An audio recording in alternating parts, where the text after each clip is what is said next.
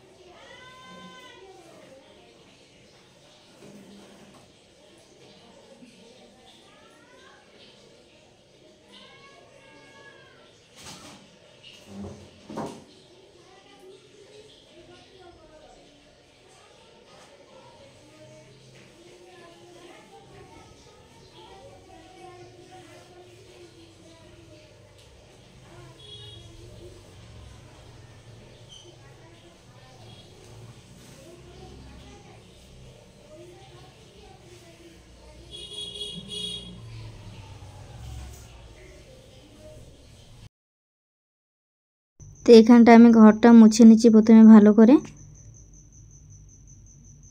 ঘরটা আমি লাইজল দিয়ে ভালো করে মুছে নিচ্ছি, পরিষ্কার করে নিচ্ছি। আর আজকে ওয়েদারটা এতটাই খারাপ ছিল যে ঘরটা ঠিক করে তাড়াতাড়ি শুকাচ্ছিল না, সে কারণে বিশাল অসুবিধা হচ্ছিল। একটু পা পড়ে গেলেই কাদা কাদা হয়ে যেত। তো ওই জন্য আমি সোনাকেও আসতে বারণ করে দিলাম যে এখানে ঘরে আর পাড়া দিস না, আমি ঘরটা একটু শুকিয়ে যাক তারপরে দেখুন, না তো আমাকে ডবল ডবল মুছতে হচ্ছে। সেই কারণে ও চলে গেল, ওই জন্য আমি ঘরটা পুরোটা মুছে নিচ্ছি।